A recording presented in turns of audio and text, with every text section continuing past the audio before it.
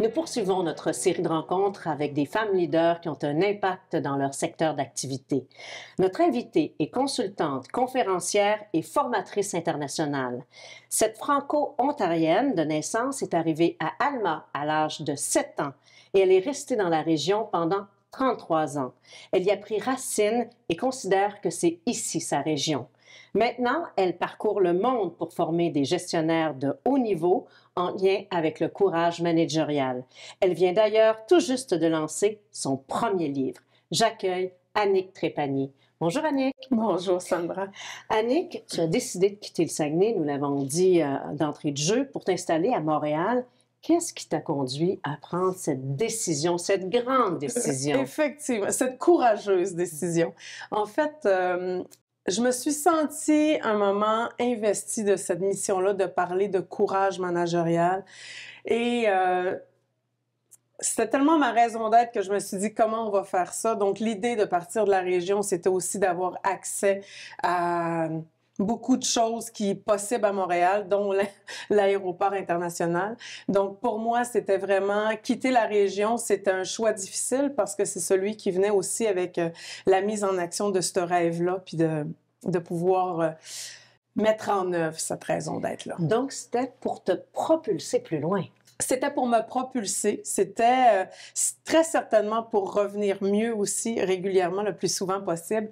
Mais pour moi, c'était cette décision-là courageuse, effectivement, parce qu'il fallait que je quitte un travail que j'aimais quand même beaucoup. Il fallait que je quitte une région que j'adore.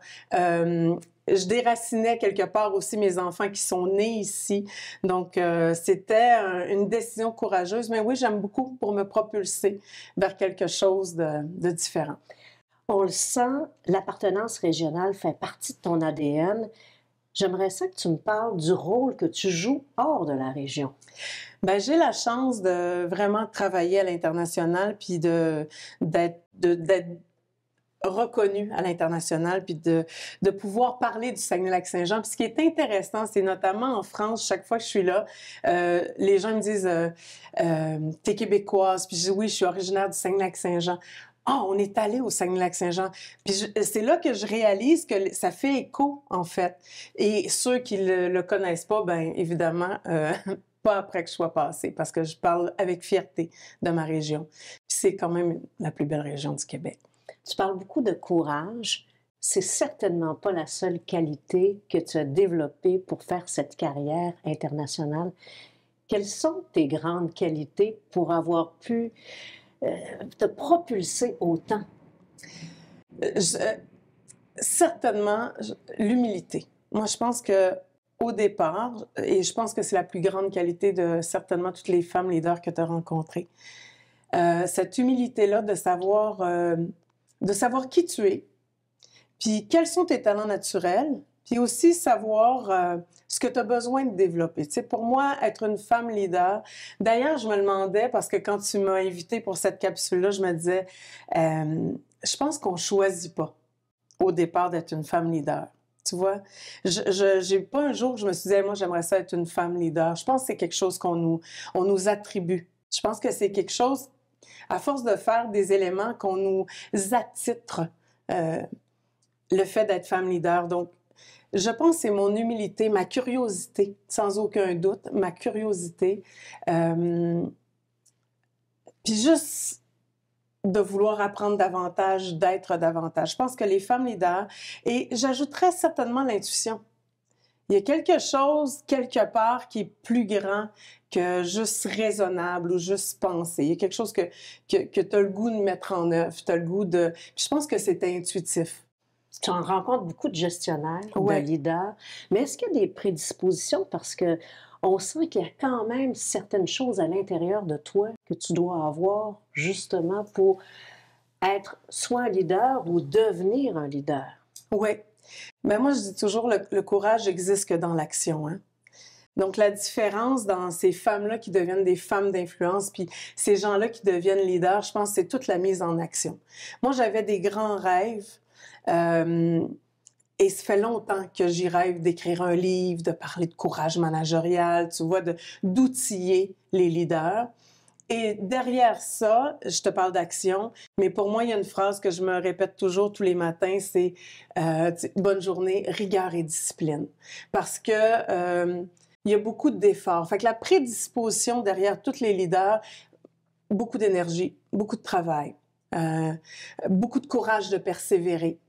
Vraiment, cette idée-là, rigueur et discipline. Tu sais, je pense qu'on se doit d'être très discipliné pour mettre tout ça en action puis pouvoir le porter aussi. Fait que Rigueur et discipline pour aller étudier et avoir des certifications dans les grandes écoles américaines, comme toi, tu es allé chercher à travers différentes formations complémentaires.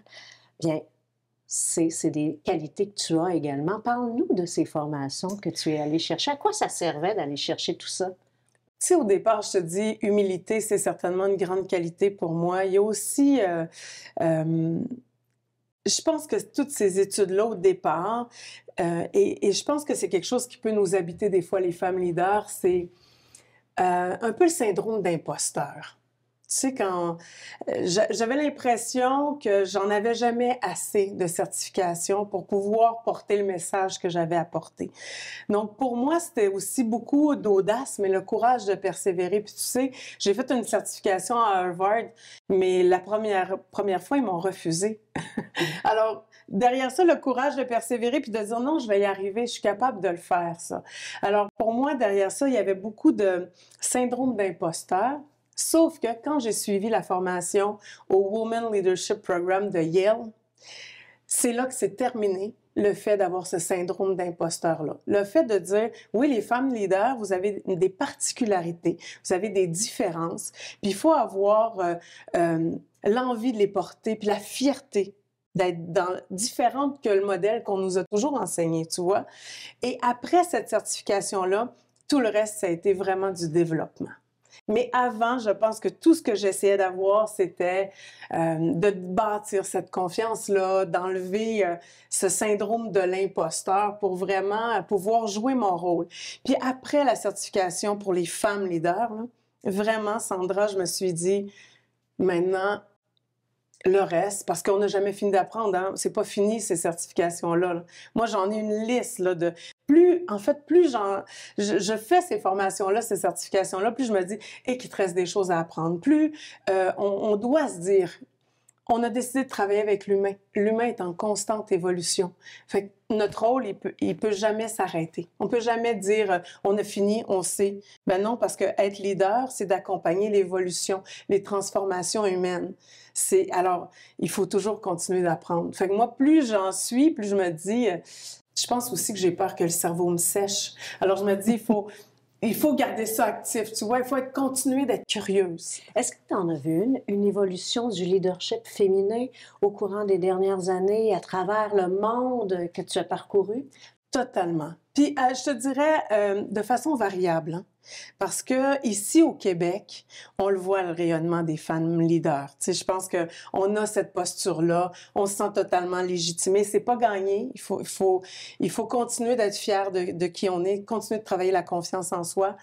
Donc, à travers le monde, évidemment, à échelle variable, que ça soit l'Afrique ou que ça soit l'Europe, à échelle variable. Mais moi, je la vois, l'évolution constante de la place des femmes.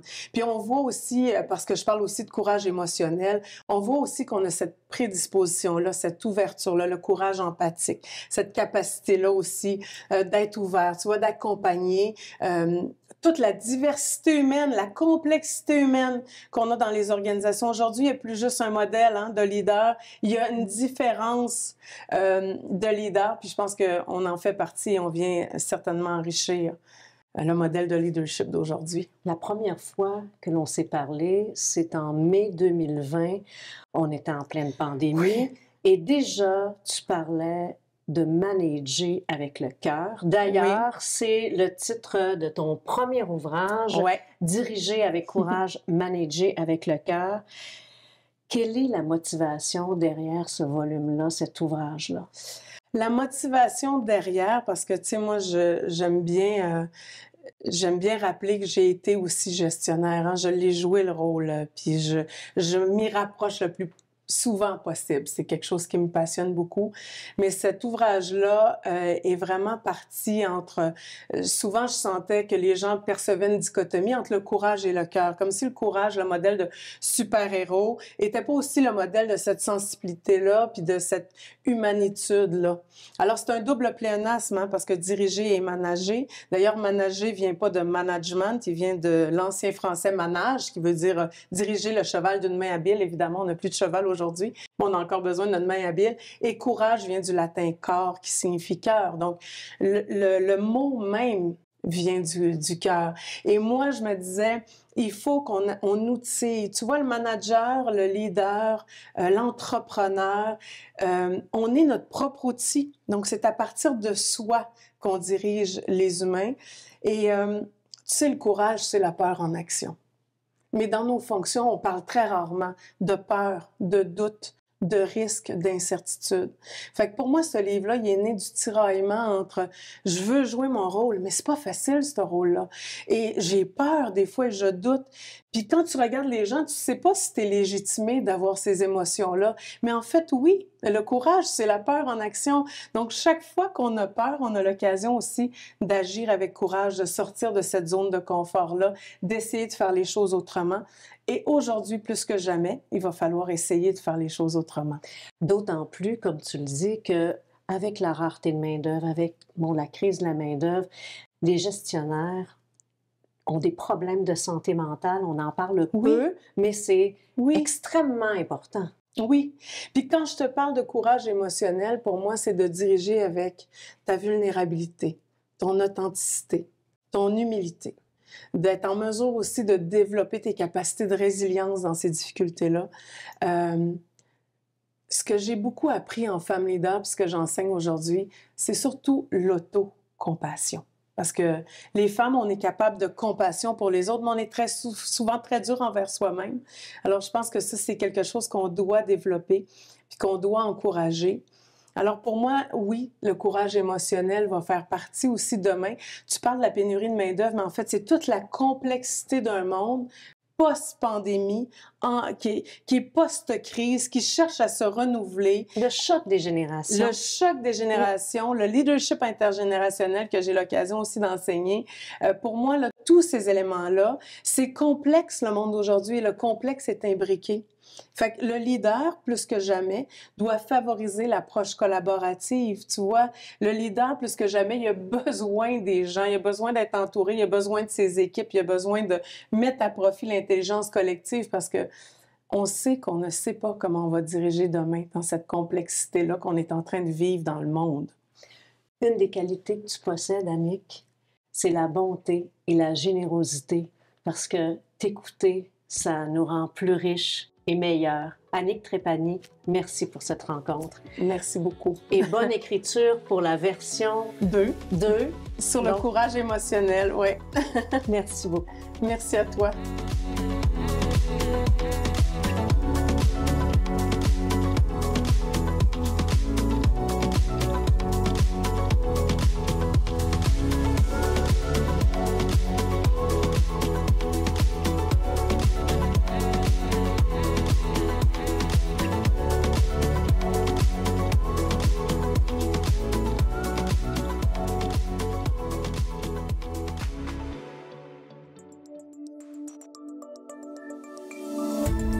Cette émission d'Accès est appuyée par Cogeco et est rendue possible grâce à la collaboration de la communauté avec Nous TV.